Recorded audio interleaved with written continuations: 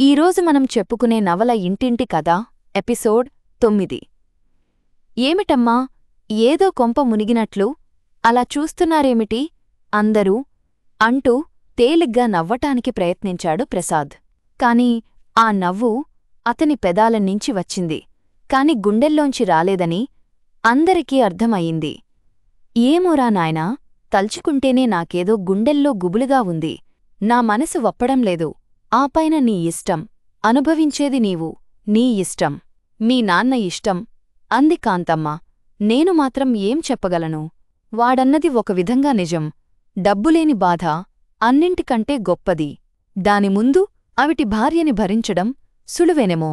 ఏమో, అది వాడు ఆలోచించుకోవాల్సిన విషయం. రేపు కష్టనిష్ఠూరాలు ఎదుర్కోవలసింది వాడు. వాడు ఆలోచించుకుని ఇష్టపడితే నేను చెప్పేది ఏముంది? అమ్మా, ఇదే మనింట్లో ఒక పిల్ల అలాంటిది ఉంటే ఎలాగో అలాగ పెళ్లి చెయ్యాలని తాపత్రయపడవా? ఏదో లోటున్నా అందరిలాగే తమ పిల్లలు పెళ్ళిళ్ళు చేసుకోవాలని తల్లిదండ్రులారాటపడరా? ఏదో రోగం, పిచ్చి కాదు కదా, అవయవలోపం అంతే కదమ్మా. పోనీ పిల్ల ఎలా ఉంటుందో చూసావా? కాంతమ్మ రాజేకొచ్చిన ధోరణిలో అడిగింది.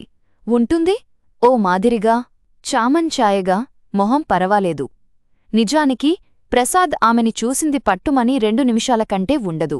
ఆ ఇల్లు, ఐశ్వర్యం చూసిన కళ్ళకి ఆమె అందం గురించి పట్టించుకునే ఓపిక లేకపోయింది. అసలు జరుగుతున్నదంతా ఏదో నమ్మశక్యం కాని కలలా అనిపించింది.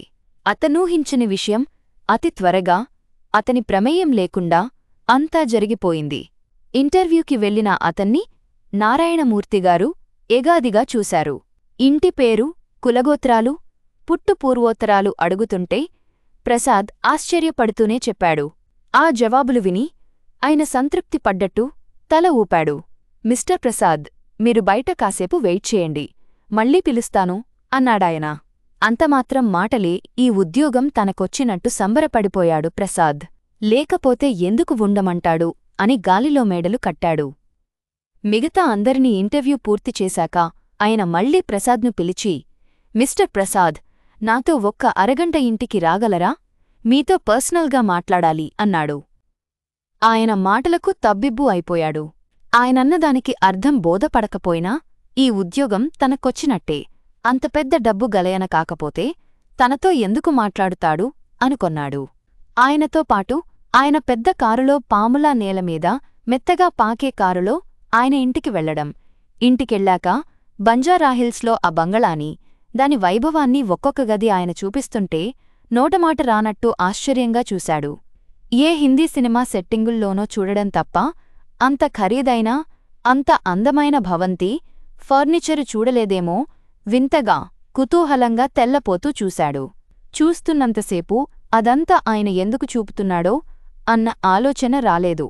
తరువాత ఆయన తన ఎయిర్ కండిషన్డ్ ఆఫీసు రూంలో కూర్చోపెట్టి నౌకరు తెచ్చిన వెండి కాఫీ సెట్టులోంచి స్వయంగా కాఫీ పోసి ఇచ్చి, వెండి పళ్లెంలో బిస్కెట్లు ఆఫర్ చేసి, తన కంపెనీ వివరాలు, తన షేర్లు, బ్యాంక్ అకౌంట్లు, తన ఆస్తుపాస్తులు చెప్పుతుంటే అప్పటికి వంటిమీద తెలివి వచ్చినట్టు ఇదంతా ఆయన తనకెందుకు చెప్తున్నాడన్న ఆలోచన వచ్చి తెల్లపోతూ వినడం తప్ప అడగలేకపోయాడు. అన్నీ చెప్పిన ఆయన ఆఖర్న, ఈ ఆస్తికంతటికీ వారసురాలు ఎవరో తెలుసా? నా ఒక్కగానొక్క కూతురు అంటుండగా ఆయన మొహంలో ఎలా విషాదపు నీడలు కదిలాయో గుర్తించి ఆశ్చర్యపోయాడు.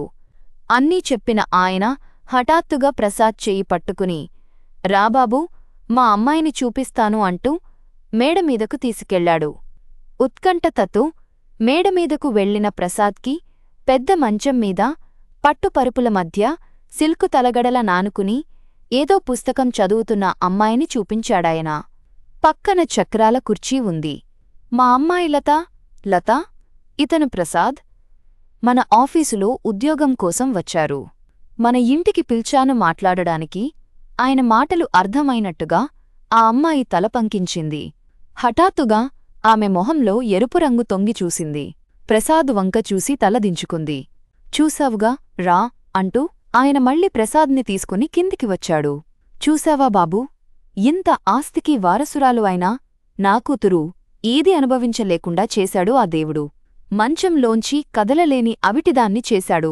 చూశావా నాయనా? ఆయన గొంతు రుద్ధమైంది. మొహం ఎర్రబడింది. లక్షలు, ఈ మేడలు, కార్లు, ఇవన్నీ ఎవరికోసం బాబూ? దానికోసం. అది అనుభవించలేనిదయింది. కనీసం దాని కడుపున 4 పిల్లలు పుడితే, ఈ శ్మశానంలాంటి ఇంటిలో కళ వస్తే చూసి కన్ను మూయాలని నా ఆశ. నా తరువాత నేనున్నానని దానికి చేయూత ఇచ్చే మనిషి కోసం చూస్తున్నాను బాబూ. దానికి నేనివ్వగలిగింది డబ్బు. కాని కష్టానికి సుఖానికి తోడుండాలి ఒకరు. నా తరువాత అది దిక్కులేనిదవకూడదని నా బాధ. అందుకే దానికి పెళ్లి చెయ్యాలని కోరిక. చూడు బాబూ ప్రసాద్, ఇదంతా నీతో ఎందుకు చెప్తున్నానో నీకిపాటికి అర్థమయుండాలి. బాబూ, ఈ ఆస్తి, ఈ లక్షలు, ఈ కార్లు, ఈ షేర్లు అన్నీ కానుకగా తీసుకుని నా కూతురికి నీ చెయ్యి ఆసరా అందించగలవా?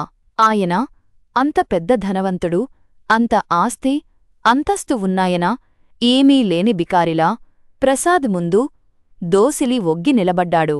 అసలే అనుకోని విధంగా జరిగిన ఈ సంఘటనకి బిత్తరపోయిన ప్రసాద్ ఆయనలా దీనంగా, దైన్యంగా అడిగిన ఆ తీరుకి విచలితుడై జవాబు ఏం చెప్పాలో తెలియక తడబడిపోయి నేను అన్నాడు. ఆలోచించుకో బాబూ, తొందరేం లేదు. మీ ఇంట్లో వాళ్ళతో కూడా చెప్పు, ఆలోచించుకొని చెప్పండి. నన్నే ఎందుకు మీరు అడిగారు? ఇంకెవరూ మీకు కనిపించలేదా? చాలామందిని చూస్తున్నాను నాయనా. నాకు నచ్చినవాళ్లు కనపడితే వాళ్ళు ఇష్టపడక ఇలా కాలం జరిగిపోతుంది. ఉద్యోగం కోసం వచ్చిన వాళ్లలో బుద్ధిమంతులు, మంచి కుటుంబం నుంచి వచ్చిన సత్ప్రవర్తన, నీతి, నిజాయితీగా ఉండగలరనుకున్న వాళ్లని చూసి అడిగాను. బాబూ, నా లక్షలన్నీ ఇస్తానన్నా కొందరంగీకరించలేదు. నీకిష్టమైతే ఆలోచించి చెప్పు బాబూ. ఈ ఇల్లు, వాకిలి, నా బిజినెస్సు అన్నింటితో పాటు దాన్ని నీ చేతిలో పెట్టి నిశ్చింతగా నిట్టురుస్తాను. ఒక్కగానొక్క కూతురు బతుకిలా అయిందని మంచం పట్టి బెంగతో చచ్చిపోయింది నా భార్య. నేను జీవోత్సవంలా ఉన్నాను. నా కూతురికి నా ఆసరా లేకపోతే బతకలేదని దానికోసం బతుకుతున్నాను. మీ అమ్మాయికి ముందునుంచి ఇలాగే ఉందా? లేదు బాబూ. నవ్వుతూ, తుళ్ళుతూ, గెంతుతూ 6 ఏళ్ల అల్లారుముద్దుగా పెరిగింది. 6 ఏళ్లకి మాయదారి జ్వరం వచ్చింది. అదేం జ్వరమో మహమ్మారిలా వచ్చి నా కూతురి కాళ్ళు పొట్టన పెట్టుకుంది. అప్పటినుంచి ఈ 15 ఏళ్లుగా అది. దాన్ని చూసి మేం ఏడుస్తున్నాం. ఈ లోకం మా ఇల్లు, కార్లు, డబ్బు చూసి మేము చాలా సుఖంగా ఉంటున్నాం అనుకుంటుంది. మా బతుకులో బాధ ఎవరికి తెలుస్తుంది ప్రసాద్? నీకు అంతా చెప్పాను. నీకు ఉద్యోగం లేదు. మీ ఇంటి స్థితిగతులు అంతంత మాత్రం. ఈ లోకంలో ఇప్పుడు ప్రతిదానికి రేటుంది.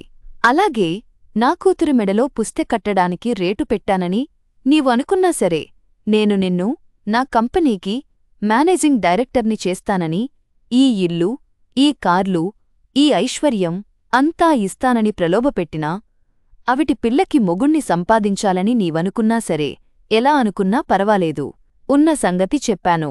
నీకిష్టమైతే నాకు 4 రోజులలో జవాబు చెప్పు. కాని ఒక్క మాట, డబ్బు ఆశతో ఈ పెళ్లి చేసుకుని తరువాత నా కూతుర్ని నిర్లక్ష్యం చేసి, దాన్ని చిన్న చూపు చూసి అవమానపరచి బాధపరిస్తే మాత్రం నేను సహించను. దానికోసం దాన్ని బాధపెట్టిన వాళ్లని నిలువునా హత్య చేయగలను అన్నది మరవద్దు. నిజాయితీగా, నిండు మనసుతో దాన్ని భార్యగా చూడగలననుకుంటేనే ముందుకురా, లేదంటే ఈ విషయం మర్చిపో అంటూ ఆయన వాచీ చూసుకుని ప్రసాద్తో చేయి కలిపి, నేనింకా ఒక మీటింగ్కి వెళ్ళాలి, నీవు వెళ్ళి ఏ సంగతి చెప్పు అంటూ ప్రసాద్ని వాళ్ళ ఇంటి దగ్గర వదలమని డ్రైవరికి చెప్పి ఆయన ఇంకో కారులో వెళ్ళిపోయాడు. జరిగినదంతా కలలా అన్పించి ప్రసాద్ ఎటూ తేల్చుకోలేక ఆలోచనలతో రోజంతా నలిగిపోయాడు. కళ్లముందు కన్పించే ఆ ఐశ్వర్యం, ఆ భోగభాగ్యాలు అతన్ని ప్రలోభంలో పడేశాయి. Company managing director, air condition office room, 4 రకాల ఫోనులు, సెక్రటరీ, కారు, ఎటు చూసినా సుఖం, ఎటు చూసినా దర్జా. వాటన్నింటి ముందు ఆ అమ్మాయిలో లోపం ముందు కొట్టచ్చినట్టు కనబడింది. కాస్త క్రమంగా అణువంతైపోయింది. డబ్బులేని ఈ బతుకు కంటే ఆ బతుకు చాలా నయమన్న నిర్ణయానికి వచ్చేశాడు.